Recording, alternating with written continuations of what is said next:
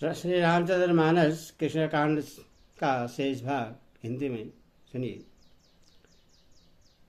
लक्ष्मण जी ने तुरंत ही सब नगरवासियों को और ब्राह्मणों के समाज को बुला लिया और उनके सामने सुग्रीव को राज्य और अंगद को युवराज पद दिया।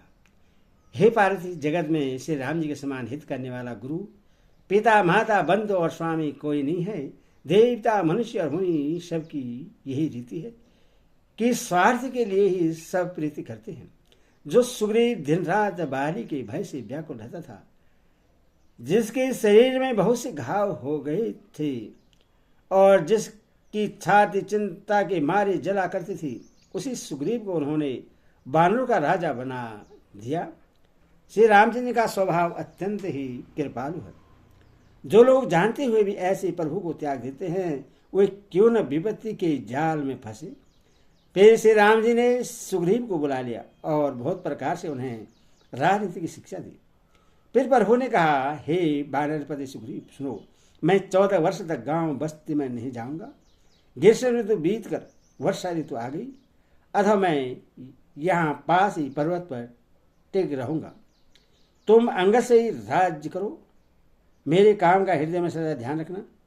तदंतर जब सुग्रीव जी घर लौट आए, तब श्री राम जी परवशण पर्वत पर जा टिके। देवताओं ने पहले से ही उस पर्वत की एक गुफा को सुंदर बना सजा रखा था। उन्होंने सोच रखा था, कृपा के कारण श्री राम जी कुछ दिन यहाँ आकर निवास करेंगे। सुंदर वन फूला हुआ अत्यंत सुशोभित है। मधु के लोभ से भौरों के समूह गुंजार कर रहे हैं। जब से प्रभु आए, तब से वन में सुंदर कंद, मूल, फल और पत्तों की बहुतायत हो गई। मनोहर अनुपम पर्वत को देखकर देवताओं के सम्राट श्री राम जी छोटे भाई से वहां रह गए। देवता, सिद्ध और मुनि भोरे पक्षियों और पशुओं के शरीर धारण करके प्रभु की सेवा करने लगे। जब से रमापति श्री राम जी वहां निवास किया, तब से वन मंगल स्वरूप हो गया। सुंदर स्फटिक मणि की एक अत्यंत उज्जवल शिला, उस पर दोनों भाई सुखपूर्वक विराजमान हैं।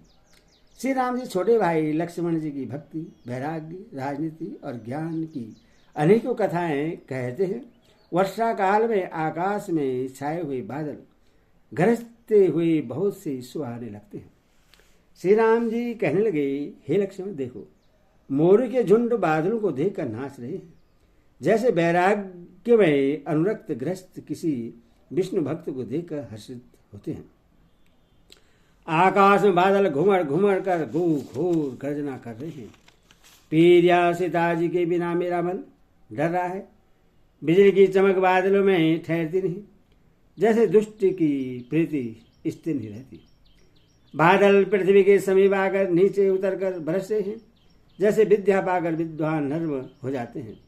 बूंदों की चोट पर्वत कैसे सहते हैं, जैसे दुष्ट के वचन संत सहते हैं।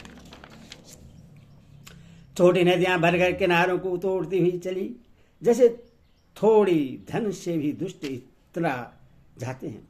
मर्यादा का त्याग कर देते हैं। पृथ्वी पर पड़ते ही पानी गदला हो जाता है, जैसे शुद्ध जीव की माया लिपट गई है। जल एकत्र होकर तालाबों में भर रहा है, जैसे सद्गुण एक एक करके सच के पास चले आते हैं। नदी का जल समुद्र में जाकर वैसे स्थिर हो जाता है, जैसे जीव श्री हरि को पाकर अचल आवागमन से मुक्त हो जाता है। पृथ्वी घास से परिपूर्ण होकर हरी हो गई है, जिसे रास्ते समझ नहीं पड़ते। जैसे पाखंड मध के प्रचार से सरग्रंथ लुप्त गुप्त हो जाते हैं। चारों दिशाओं में मेढकों की ध्वनि ऐसी सुहावनी लगती है, मानो विद्यार्थियों की समुदाय वेद पढ़ रहे हों। अनेकों वृक्षों में नए पत्ते आगे, जिससे वे ऐसे भरे भरे एवं सुशोभित हो गए हैं, जैसे साधक का मन विवेक ज्ञान प्राप्त होने पर हो जाता है। मदार और जवास बिना पत्ते के हो गए, उनके पत्ते झड़ गए। यह श्रेष्ठ राज्य में दुष्टों का उधम जाता रहा, उनकी एक भी नहीं चलती। धूल कहीं खोजने पर भी नहीं मिलती। जैसे क्रोध धर्म को दूर कर देता है, अर्थात क्रोध का आवेश होने पर धर्म का ज्ञान नहीं रह जाता। अन्न से युक्त लहलाती हुई खेती से हरी भरी पृथ्वी कैसे शोभित हो रही है, जैसे उपकारी पुरुष की संपत्ति रात के घने अंधकार में जुगनू शोभा पा रहे, मानो दंभियों का समाज आज उठा हो। भारी वर्षा से खेतों की क्यारियां फूट चली हैं, जैसे स्वतंत्र होने से स्त्रियां बिगड़ जाती हैं। चतुर किसान खेतों को निरा रहे हैं, उनमें से घास आदि को निकाल कर फेंक रहे हैं, जैसे विद्वान लोग मोह मद और मान का त्याग कर देते हैं। चक्रवाह पक्षी दिखाई नहीं दे रही हैं, जैसे कलयुग को पाकर धर्म भाग जाते हैं। उसर में वर्षा होती है पर वहाँ घास तक नहीं उगती, जैसे हरिभक्त के हृदय में काम नहीं उत्पन्न होता। पृथ्वी अनेक प्रकार के जीवों से भरी हुई उसी तरह शोभायमान है, जैसे सुराज्य पाकर प्रजा की वृद्धि होती है। जहाँ तहाँ अनेक पथिक थक कर ठहरे हुए हैं, जैसे ज्ञान उत्पन्न होने पर नदियाँ शिथिल होकर विषयों की ओर जाना छोड़ देती है। कभी कभी वायु बड़े जोर से चलने लगती है, जैसे बादल जहाँ तहाँ गायब हो जाते हैं। जैसे कुपुत्र से के उत्पन्न होने से कुल के उत्तम धर्म श्रेष्ठ आशा नष्ट हो जाते हैं। कभी बादलों के कारण दिन में घोर अंधकार छा जाता है और कभी सूर्य प्रकट हो जाते हैं। जैसे कुसंग पाकर ज्ञान नष्ट हो जाता है और सुसंग पाकर उत्पन्न हो जाता है। हे लक्ष्मण, देखो वर्षा बीत गई और परम सुंदर शरद ऋतु आ गई। फूले हुए काश से सारी पृथ्वी छा गई, मानो वर्षा ऋतु ने काश रूपी श्वेत बादलों के रूप में अपना बुढ़ापा प्रकट किया है। अगस्त के तारे ने उदय होकर मार्ग में जल को सोख लिया, जैसे संतोष लोग को सोख लेता है। नदियों और तालाबों का निर्मल जल ऐसा शोभा पा रहा है, जैसे मंद और मोह से रहित संतों का हृदय। नदी और तालाबों का जल धीरे धीरे सूख रहा है, जैसे ज्ञानी विवेकी पुरुष ममता का त्याग करते हैं। शरद ऋतु जानकर खजनन पक्षी आ गए, जैसे समय पाकर सुंदर सुकृत आ जाते हैं, पुण्य प्रकट हो जाते हैं। न कीचड़ है न धूल है, इससे धरती निर्मल होकर ऐसी शोभा दे रही है, जैसे नीति निपुण राजा की करनी जल से कम हो जाने से मछलियां व्याकुल हो रही है। जैसे मूर्ख विवेक शून्य कुटुंबी गृहस्थी धन के बिना व्याकुल होता है। बिना बादलों का निर्मल आकाश ऐसा सुशोभित हो रहा है, जैसे भगवत भक्त सब आशाओं को छोड़कर शोभित होते हैं। कहीं कहीं बिरले ही स्थानों में शरद ऋतु की थोड़ी थोड़ी वर्षा हो रही है, जैसे कोई बिरले ही मेरी भक्ति पाते हैं। शरद ऋतु पाकर राजा तब से व्यापारी भिखारी कर्मश विजयी तब व्यापार और भिक्षा के लिए हर्षित होकर नगर छोड़कर चले, जैसे श्री हरि की भक्ति पाकर चारों आश्रम वाले नाना प्रकार के साधन रूपी सर्व को त्याग देते हैं।